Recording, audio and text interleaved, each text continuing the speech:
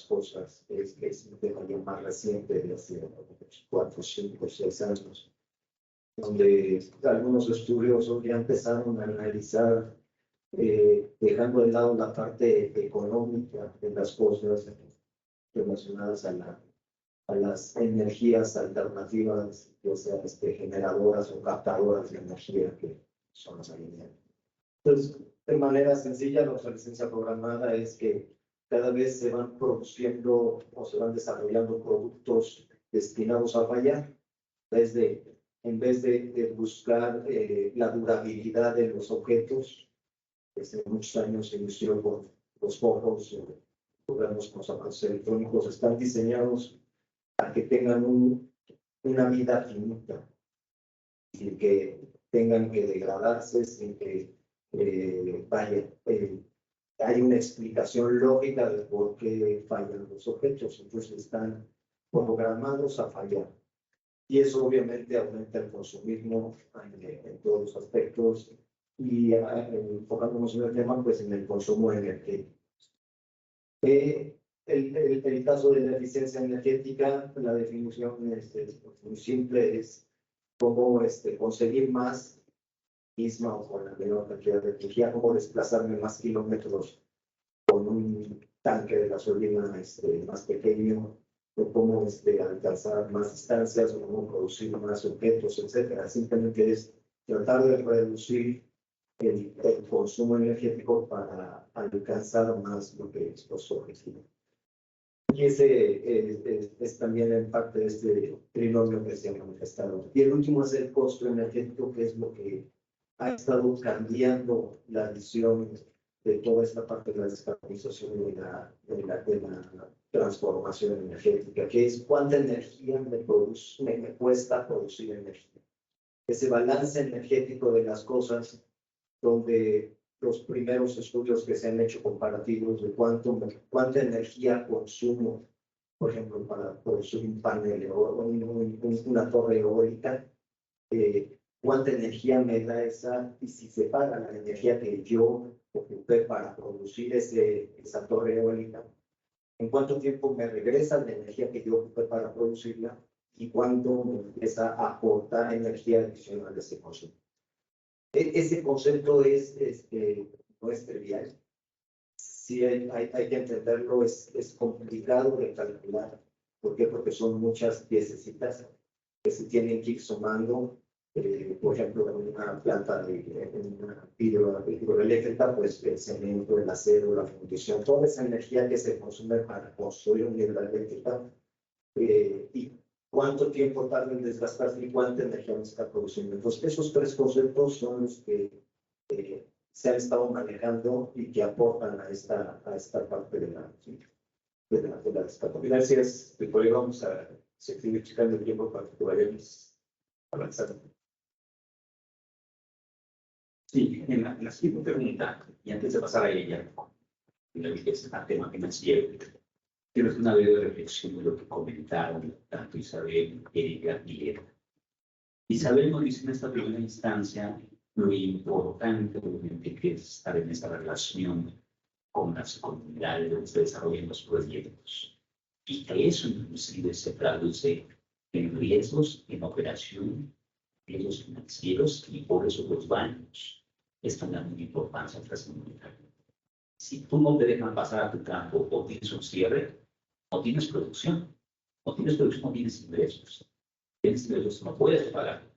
No puedo generar el flujo. Pero lo social está íntimamente relacionado con lo financiero. Pero lo social tiene que estar vinculado también con el otro aspecto, el de las emisiones. Y la tecnología, y no solamente de quien desarrolla tecnología, tiene que decir algo muy importante. No solamente es nosotros que desarrollamos tecnología, sino también toda la cadena de productividad, todos los que estamos inmersos, tenemos que irlos jalando en el mismo plan, empezando con un cambio de mentalidad y abriéndose a esos nuevos cambios de paradigma. Pero muy importante que decía, con todo ello lo que decía era, en el tema de obsolescencia, porque la obsolescencia programada que a veces la hemos vivido de manera general nosotros en los celulares, en ciertos aparatos, No es la obsolescencia en sí, es ese consumismo que significa tener más o consumir más recursos. Y ahí está el tema más energía, por lo tanto más emisiones. El de evitar eso, mejorar la eficiencia energética, reducir emisiones y contribuir a la sostenibilidad.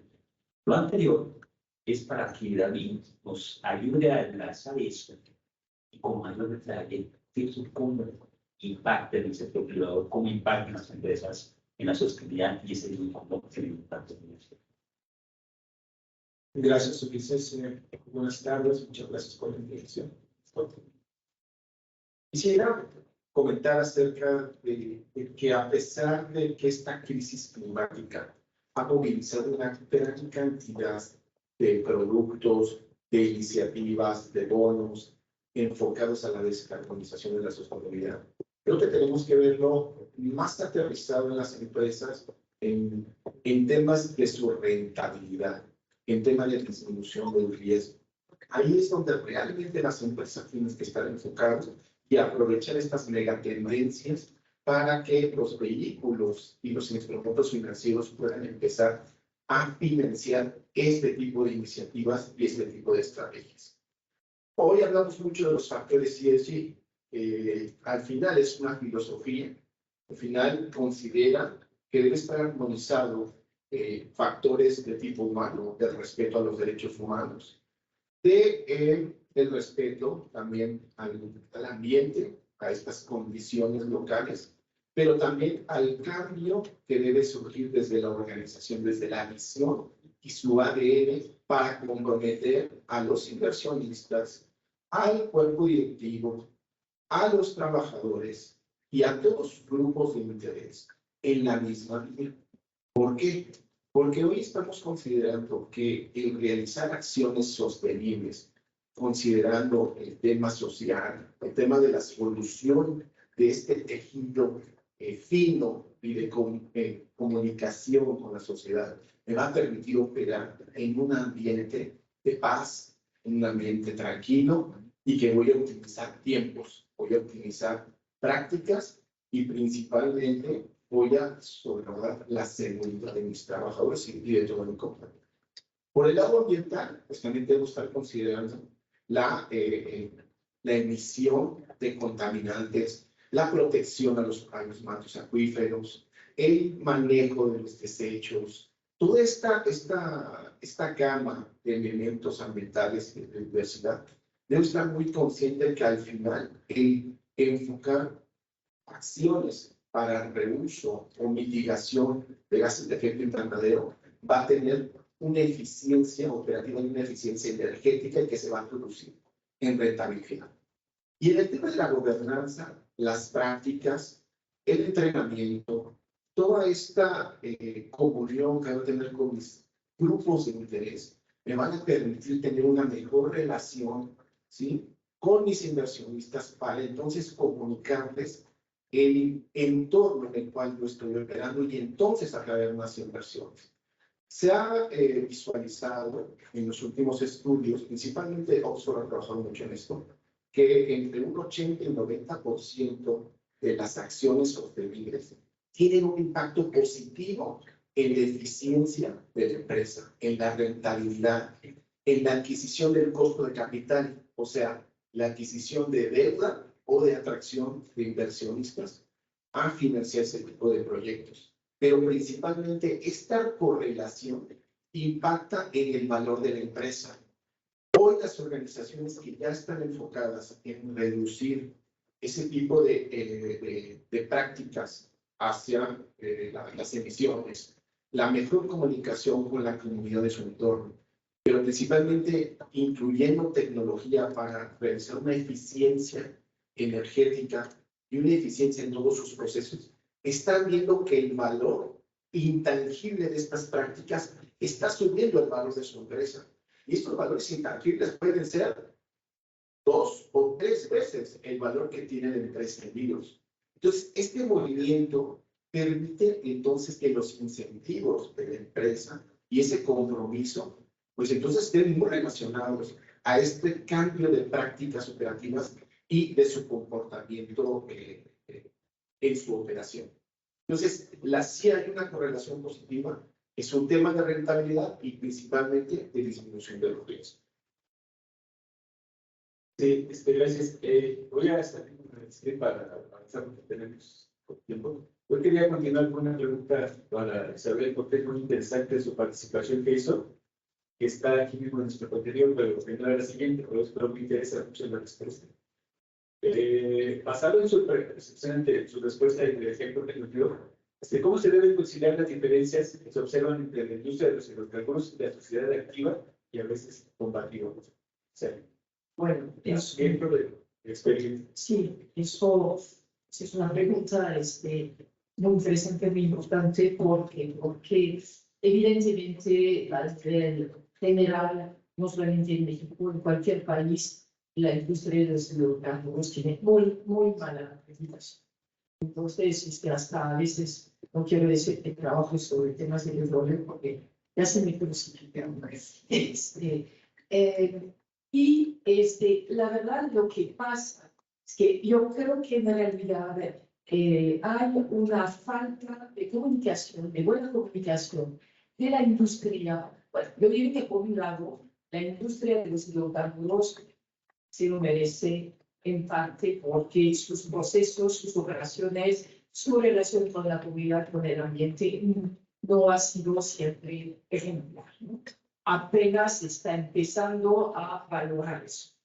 Entonces, pero por otro lado, creo que hay una falta de comunicación de la industria hacia realmente lo que es. Yo creo lo que es, lo necesario que es y va a seguir siendo durante muchos años, por lo menos 2050, 2060, y mostrando que una gran parte de sectores enteros, o sea, la petroquímica, sus segmentos, la petroquímica, vivimos con productos petroquímicos. Nuestra vida está rodeada de eso, transportes pesados, la aviación, lo van a necesitar a los un tiempo. El gas natural, las renovables necesitan backup, gas natural, o si no es carbón, o combustible. Entonces, evidentemente, eso es importante señalar. Creo que hay un tema de educación y de comunicación que son esenciales en ese sentido. Si quiero lo dejo aquí. Y yo sí quisiera decir otra cosa que creo que debemos explicar, que ningún recurso es limpio de por sí. Las renovables no son limpias, lo son a cierto punto, pero todos los metales críticos que están, que permiten las baterías, los paneles solares, etc., es terrible la contaminación que encierra. Entonces también hay que decirlo y hay que poner las cosas en la mesa de manera mucho más sencilla. Entonces, me gusta aparentar. Sí, Víctor, muchas gracias. En ese contexto que me vais a ver, las tecnologías solamente pueden ayudar a las percepciones. Erika, en esta parte de tecnologías, ¿nos pueden mencionar algunas tecnologías de energías en la parte de transición que podrían ser aplicadas en el corto plazo, en el plazo medio? Y existen varias tecnologías que se están probando. Hay tecnologías que ya están aquí, como por ejemplo en la parte de desalinización, de deshidratación. Nosotros tenemos un proyecto aquí en México, en Los Bocas, donde se puede lograr hasta 82% de reducción de CO2 debido a su eficiencia en el proceso. También existen diferentes sistemas de cementos a donde se ha probado de que tienen una mayor resistencia, de que tienen mucho más mejores propiedades mecánicas que dan una mayor durabilidad al pozo.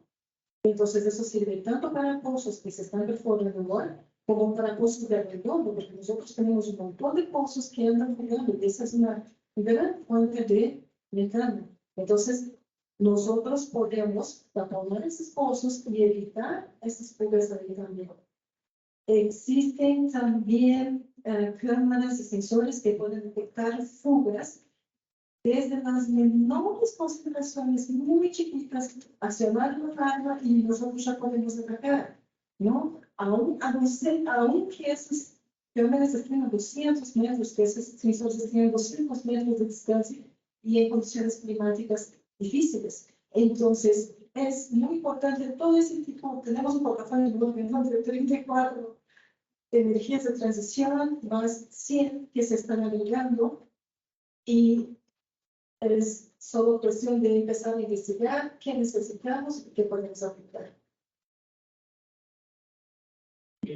Gracias, por ver tiempo les pido que sus respuestas para los caballeros que faltan para responder algunas del público. Edgar, brevemente, ¿cómo se puede atender las otras fuentes de emanación de gases contaminantes en la industria? Sí, Uso comentó algo. Nos tenemos que volver exigentes con nuestros proveedores. La mayoría de la contaminación de la industria proviene de la quema de gases. La industria ha estado haciendo esfuerzos muy importantes para alcanzar el 0% de quema.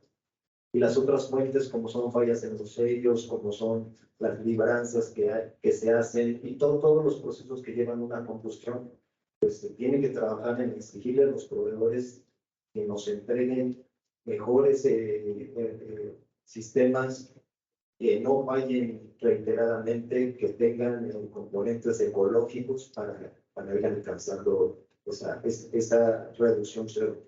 Pero también es importante no quitarnos el golpe que la mayor cantidad de emisiones no vienen directamente de los pueblos.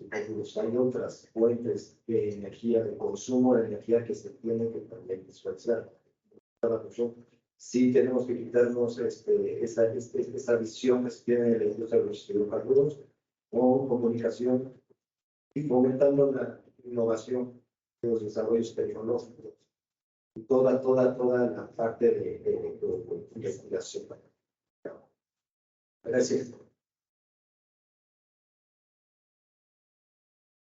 Y en esta orden de ideas, innovación, tecnologías, ya el punto de vista de estos factores y cómo acceder a estos beneficios o parte de los financiamientos de estos esquemas más sostenibles, o es posible que los proyectos por eso de producción tengan o accedan a estos productos financieros, teniendo todos estas oportunidades también. Sí, principalmente hablando del impacto hacia lo que hoy se denominan los objetivos de desarrollo sostenible. ¿Qué tipo de proyectos y qué tipo de acciones pueden de manera positiva impactar? Antes de llegar a elegir aleatoriamente, en forma fragmentada, de forma difusa, qué objetivo, qué tipo de proyecto yo puedo lograr, primero tengo que preguntarme si el proyecto es viable, el proyecto es sostenible, donde yo estoy operando la conexión desde el yacimiento hasta la operación superficial, contiene los elementos de certeza en la reserva del recurso, la viabilidad técnica, las condiciones sociales, ambientales, regulatorias y económicas para poderlo explotar. ¿Cuál es el plan a mediano y a largo plazo? ¿Y qué tipo de, brechas tengo en mi organización para poder atacar las problemáticas y las necesidades sociales ambientales del entorno? Entonces, sí, puedo yo definir una hoja de ruta y definir qué tipo de proyectos y qué inversiones necesarias son las requeridas para poder entonces impactar de manera positiva ese tipo de objetivo de desarrollo sostenible. Ya en el contexto financiero existen vehículos, México no se está quedando atrás, hay un entorno de taxonomía sostenible que está definiendo cuáles son las reglas y cuáles son las prioridades de México para atacar principalmente en temas de igualdad de género, en temas de desarrollo de ciudades sostenibles, pero también mitigación al cambio climático. Y esos son los pilares con los cuales tenemos que empezar a caminar y tratar, ¿sí?, de definir entonces, de acuerdo a mi operación local, entender cuáles son realmente donde yo puedo impactar en lugar de hacer acciones aleatorias. Y entonces, ahora sí, buscar esos mecanismos de financiamiento que pueden ser a nivel nacional. Incluso a nivel nacional también se está pensando que en 2024 entre en vigor las normas de información financiera de divulgación de la sostenibilidad que van a permitir que las empresas puedan entonces mostrar esas inversiones y esas acciones y evitar el greenwashing o la simulación de este tipo de proyectos. Hoy ya se tienen esos mecanismos y México va en esa vía de financiamiento sostenible. Gracias. Si gustas pasar por las preguntas, porque acabo de responder una pregunta de Laila. Laila, colega, respondió ahorita. Aquí hay una pregunta del público, particularmente porque en el nombre del maestro de los estudiantes, porque dicen, con base a presupuestos, ¿cómo deben de reestructurarse los planes de estudio de la carrera para hablar precisamente de esos temas de descarbonización y sostenibilidad? Y ahí, pues, no sé si alguno de los panelistas quieran mencionar cómo deben reestructurar estos planes, qué debemos de componer o qué deben tener los planes en ellos. ¿Alguna idea, Isabel? Tú eres profesora universitaria, algunas ideas nos puedes compartir y quiera también compartir una idea. Adelante. Sí, muchas gracias. Yo no soy ingeniera, ni doy clases en la Facultad de Ingeniería, ni petrolera, ni ninguna ingeniería, pero sin embargo, creo que sí, hay un tema de educación que es esencial para un cambio de mentalidad, para un cambio de visión. Porque si hablamos de transición energética, estamos hablando de que habrá que pensar en la sostenibilidad, habrá que tener atención a las comunidades, a los usuarios, al mundo ambiental, en lo laboral, los derechos humanos, perspectiva de género, etc. Eso no cae así del cielo, sino que se adquiere. Lidia desde el chino, no solamente a nivel de la universidad. Sin embargo, a nivel de la universidad y la carrera de ingeniería, creo, no conozco el plan de estudio, el currículum de la carrera, pero estoy convencida de que ya se deben introducir esos temas de descarbonización, tema social, tema ambiental, pero viceversa también en las carreras sociales. Deberíamos de tener mucho más acercamiento hacia la técnica, hacia la tecnología, porque creo que todo involucra las disciplinas es un recorte artificial. En realidad, la industria petrolera, como cualquier tipo de sector, engloba todo, engloba lo social, engloba evidentemente lo ingenieril, lo legal, lo económico, lo social, lo antropológico. Creo que debemos en todas las carreras dar esa visión mucho más global.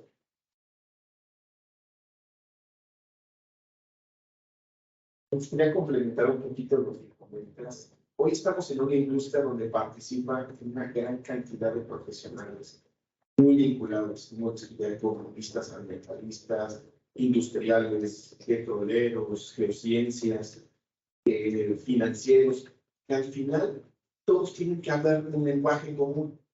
Y la forma de hablarlo es a través de utilizar estándares, metodologías que estén en favor a la descarbonización y en favor a la sostenibilidad.